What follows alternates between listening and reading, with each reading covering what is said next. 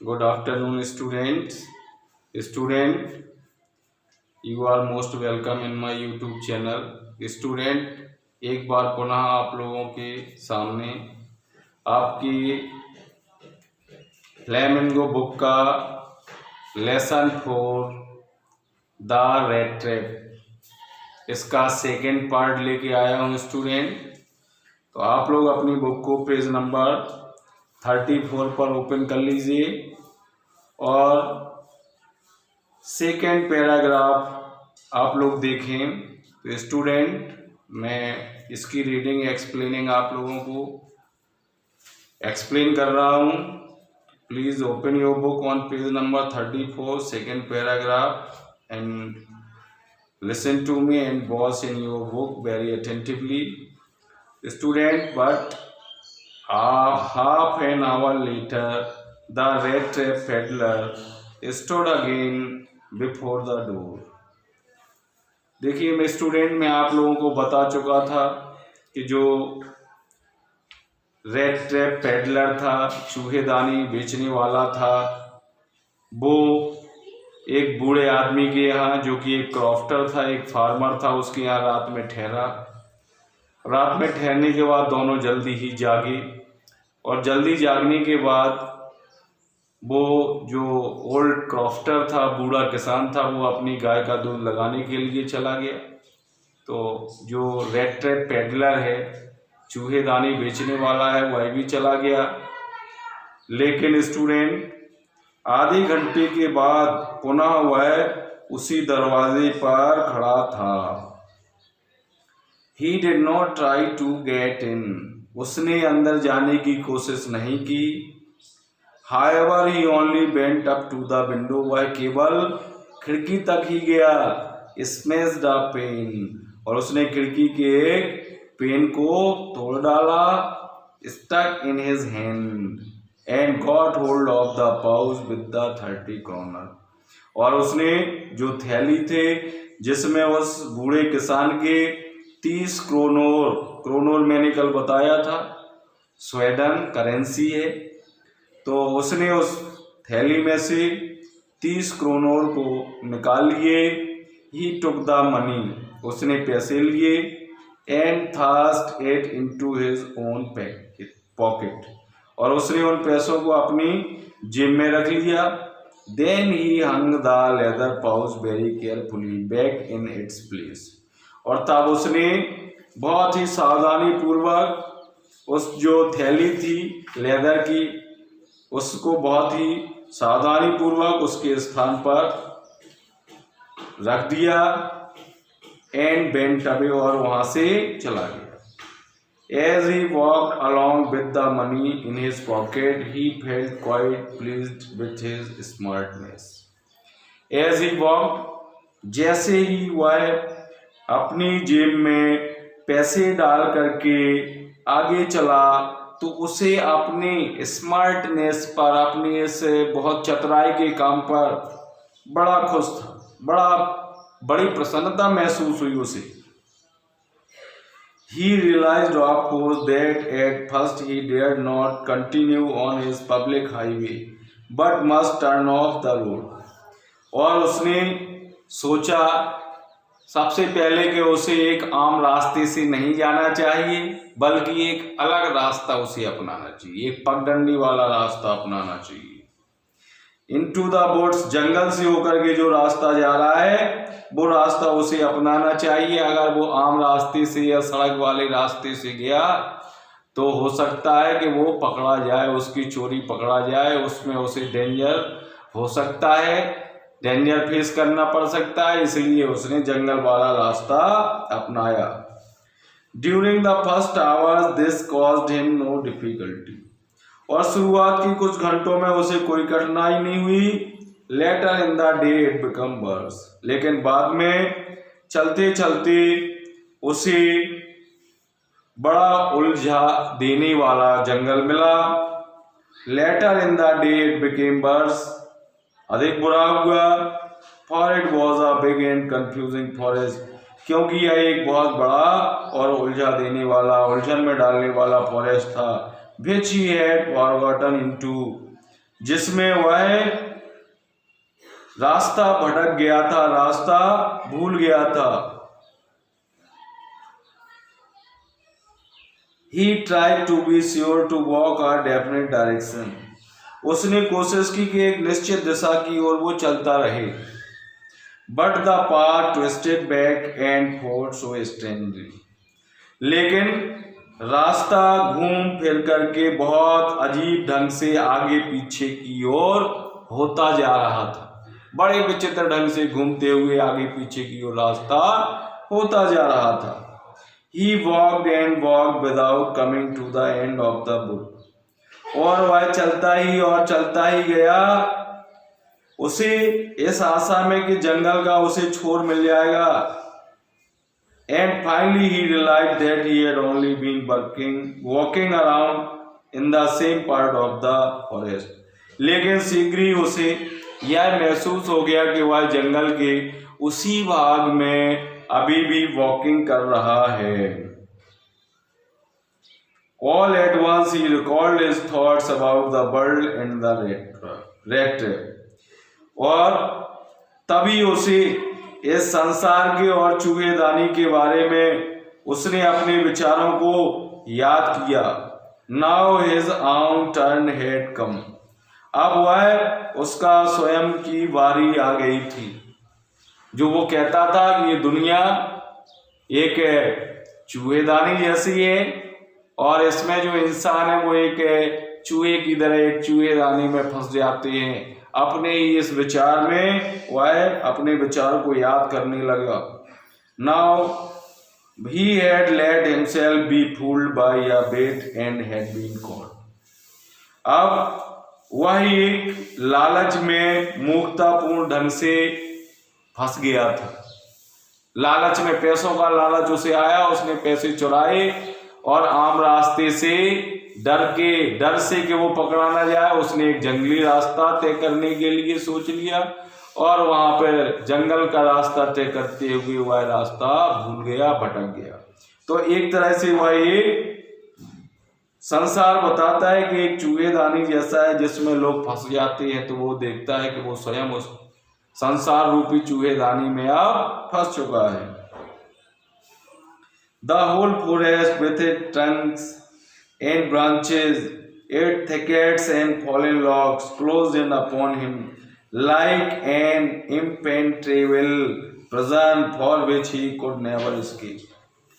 तो स्टूडेंट वो देखता है कि जंगल के जो तने हैं, टहनियां हैं, सारा जंगल, झाड़ियां, टूटे हुए तने सहित, उसे ऐसा लग रहा था कि इन सब में वह घिर गया है और घिरने के बाद वह अब इन सब चीजों से कभी बच नहीं सकता है। It was late in December. Student, दिसंबर के महीने के अंतिम दिन थे। Darkness was already descending over the forest. और जंगल के ऊपर अंधेरा पहले से ही छाने लगा था। This increased the danger and increased also his gloom and despair. इससे खतरा और भी अधिक बढ़ गया और उसकी निराशा और उदासी, खतरे ने उसकी निराशा और उदासी को और अधिक बढ़ा दिया। Finally he saw no way out and he sank down on the ground, tired to death, thinking that his last moment had come. और स्टूडेंट, अंत में उसे जब कोई उपाय नहीं सूझा तो वह जमीन के ऊपर ही ढेर हो गया, लेट गया, क्योंकि थकावट के कारण उसकी जान निकलती जा रही थी। इतना थक गया था कि उसे लग रहा था कि अब उसकी जान निकल जाएगी, वह मर जाएगा। But just as he laid his head on the ground, लेकिन जैसे ही उसने जमीन पे अपना सिर रखा, he heard a sound, उसने एक आवाज को सुना, a hard regular thumping, एक जोरदार थपथपाहट की आवाज उसे सुनाई दी। There was no doubt as to what that was, और इसमें कोई संदेह नहीं था कि ये आवाज जिस चीज की थी वो समझ गया। He raised himself, उसने अपने आप को उठाया, वह अपने आप में उठा। Those are the hammer strokes from an iron mill. उसने कहा ये तो हथौड़े के प्रहार की चोट है जो एक आयरन मिल की सुनाई दे रही है। He thought, उसने ऐसा सोचा। There must be people nearby, और उसने सोचा कि वहां पे तो लोगों को होना चाहिए, वहां पे लोग अवश्य होंगे। He summoned all his strength. उसने अपनी सारी ताकत जुटाई। क्या किया? अपनी सारी ताकत जुटाई। Got up, उठा, and staggered in the direction of the sound, और लड़खड़ाते हुए उसी दिशा की ओर चल दिया जहां से आवाज आ रही थी।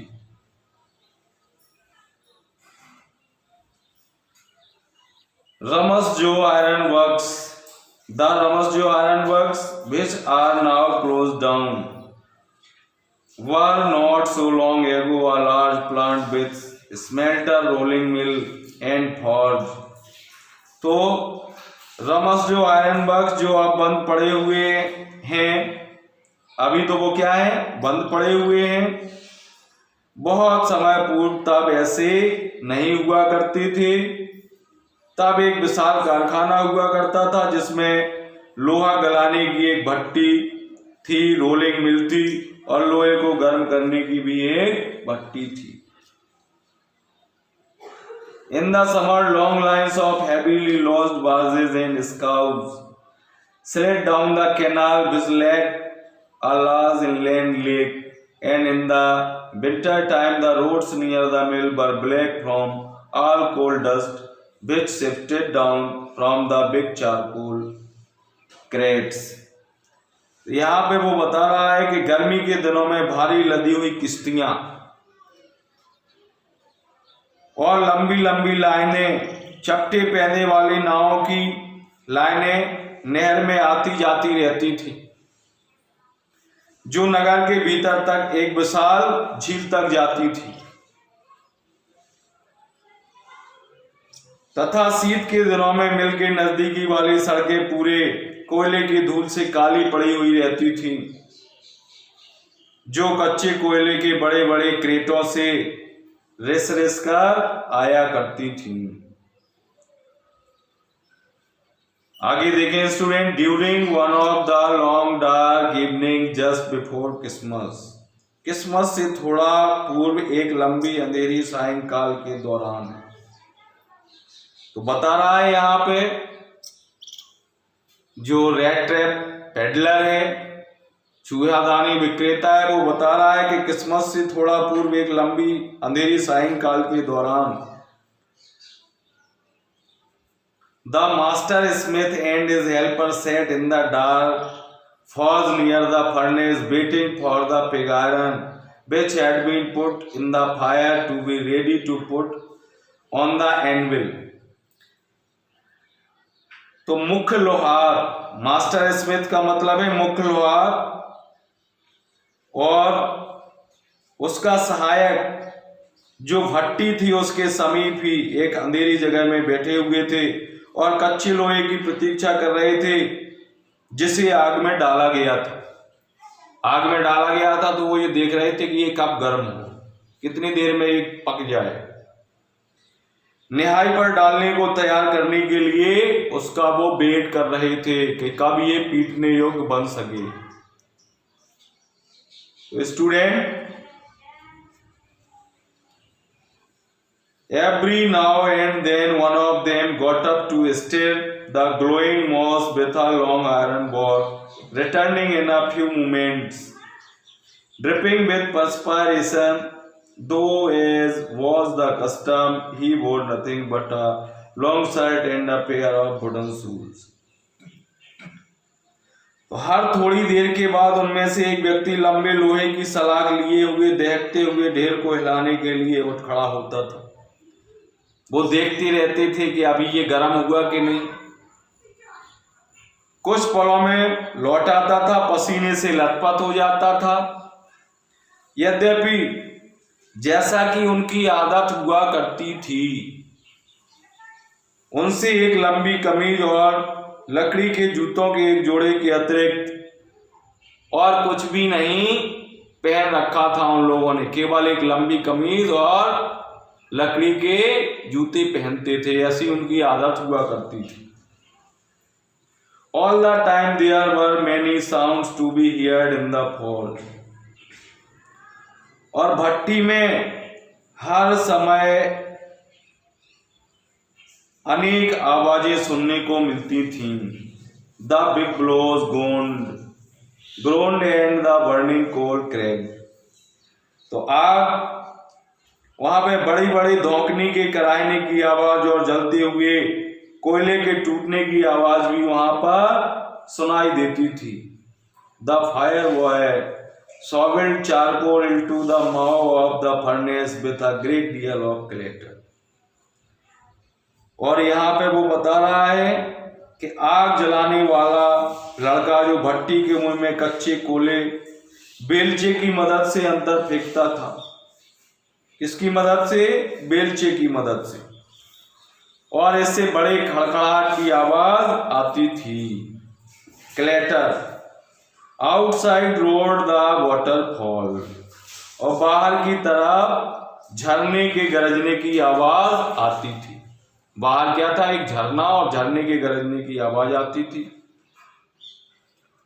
And a sharp north wind whipped the rain against the brick tile roof. और तेज उत्तरी हवा ईंटों की टाइलों वाले छत के ऊपर वर्षा के थपेड़े जोर जोर से लगाती थी। यानी इस तरह की आवाजें वहां पर हर कोई सुन सकता था। It was probably on account of all this noise that the blacksmith did not notice. संभवतः इस सब शोर की वजह से था कि लोहार को इस बात का पता ना चला। इतना शोर हो रहा था, तो इस शोर के कारण उस लोहार को, जो मुख्य लोहार था, उसको इस बात का पता नहीं चला। That the blacksmith did not notice that a man had opened the gate and entered the forge. कि एक आदमी दरवाजे को खोलकर उनकी भट्टी के पास घुस आया था। Until he stood close up to the furnace. जब तक वह बिल्कुल ही उस भट्टी के नजदीक नहीं आ गया, तब तक उसे इस बात का पता नहीं चला कि कोई व्यक्ति उनकी दरवाजा खोल करके भट्टी के पास अंदर आ गया था। Surely it was nothing unusual for poor vagabonds without any better shelter for the night to be attracted to the forge by the glow of light which escaped through the sooty panes and to come into the barn themselves in front of the fire. तो वो बता रहे हैं कि संभवतः निसंदेह यह कोई साधारण बात नहीं थी। राइटर बता रहा है कि निसंदेह यह कोई साधारण बात नहीं थी। गरीब बेघर आदमी जिनके पास रात बिताने के लिए कोई बेहतर आश्रय नहीं होता था, जैसे कि जो रेट ट्रैप पेडलर था, उसके पास घर मकान कुछ नहीं था, वो तो कहीं पे भी रात व्यतीत करने के लिए पहुंच जाता था।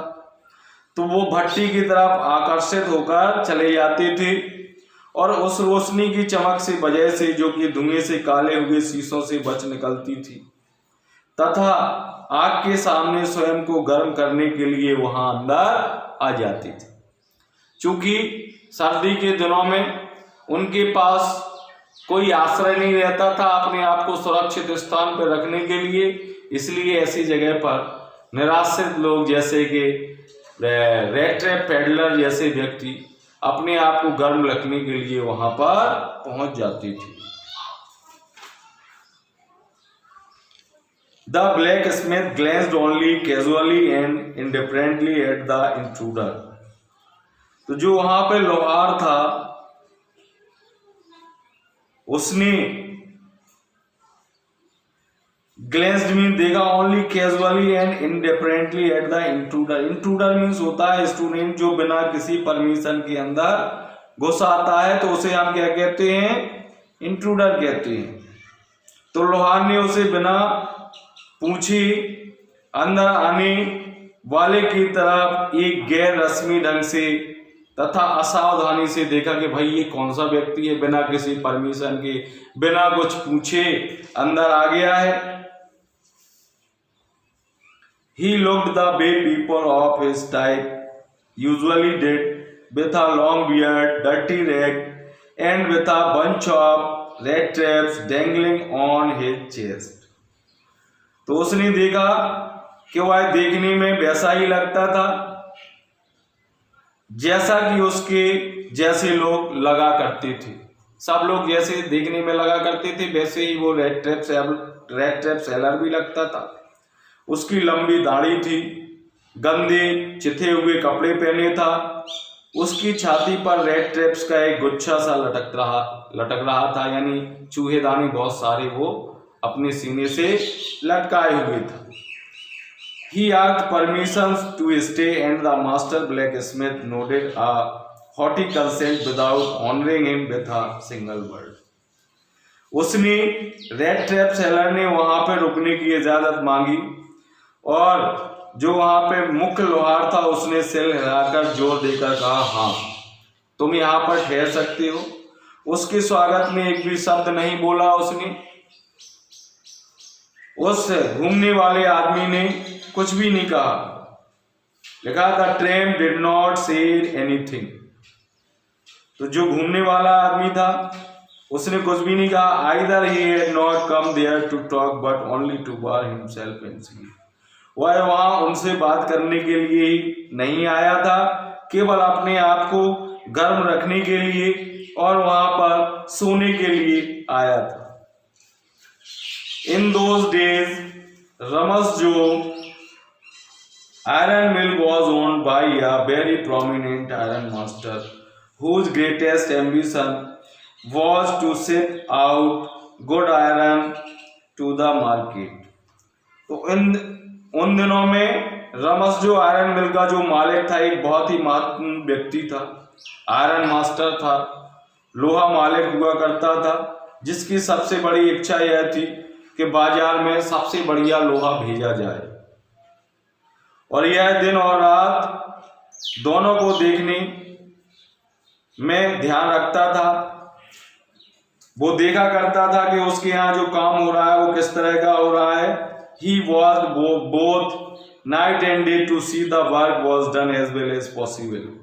तो वो दिन और रात में 24 घंटे देखने के लिए आया करता था कि काम इतना अच्छा होना चाहिए जितना कि अच्छा संभव हो। And at this very moment he came into the forge on one of his nightly rounds of inspection. और इस तरह से वह भट्टी में रात के दौरान निरीक्षण करने के लिए आ गया। Naturally the first thing he saw was the tall ragamuffin who had easily on his way so close to the furnace that steam rose from his bat rags.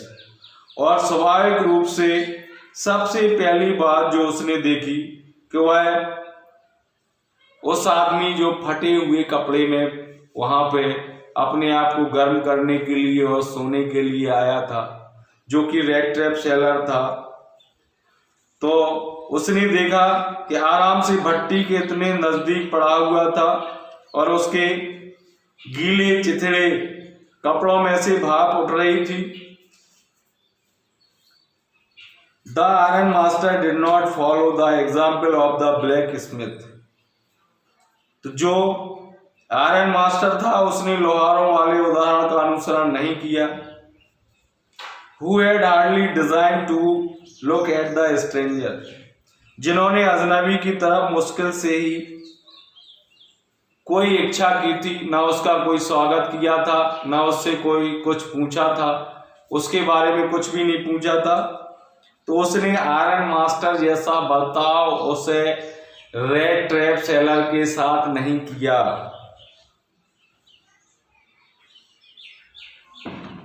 He walked close to him, looked him over very carefully. वह उसके पास गया, उसको उसने बहुत ही सावधानी पूर्वक देखा।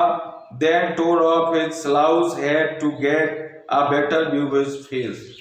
और इसके बाद उसने अपनी टेढ़ी टोपी को खींचकर हटा लिया, जिससे कि वह उसके चेहरे को बेहतर ढंग से, बहुत अच्छे ढंग से देख सके।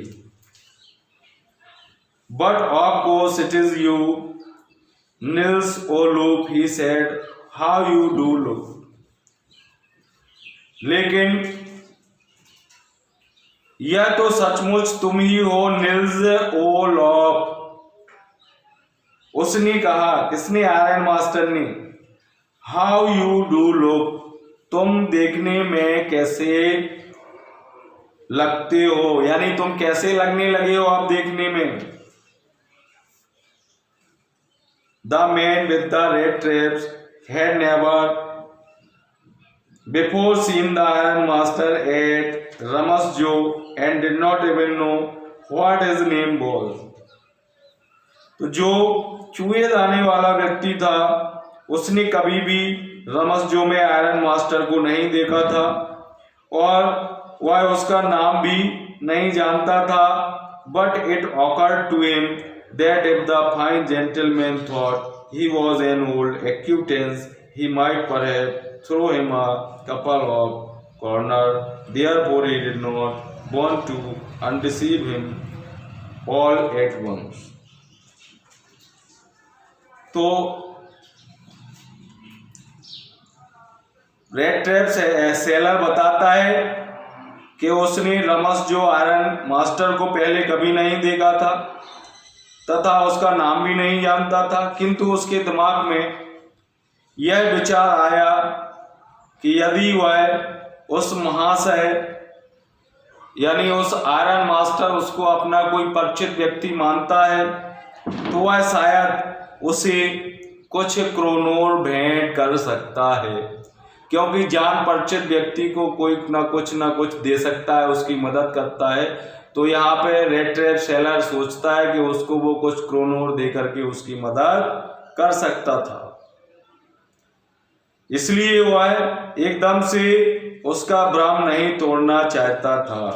उसने कहा कि शायद उसकी कोई मदद हो जाए, इसलिए उसे उसका भ्रम अभी नहीं तोड़ना चाहिए। Yes, God knows things have gone downhill with me, he said. और उसने कहा, हाँ ईश्वर जानता है मेरी हालत खराब होती चली गई है। उसने कहा रेड ट्रैप सेलर ने कि हाँ ईश्वर जानता है कि मेरी दिन प्रतिदिन हालत खराब होती चली गई है। You should not have resigned from the regiment, said the iron master. उस आयरन मास्टर ने कहा कि तुम्हें रेजिमेंट से त्याग पत्र नहीं देना चाहिए था। जो तुमने रेजिमेंट से त्याग पत्र दे दिया है, सेना में, सेना की एक टुकड़ी को कहते हैं रेजिमेंट, तो तुम्हें उस रेजिमेंट से त्याग पत्र नहीं देना चाहिए था। Said the iron master, iron master ने कहा दैट वॉज द मिस्टेक, और यही गलती थी जो उसने कर दी थी।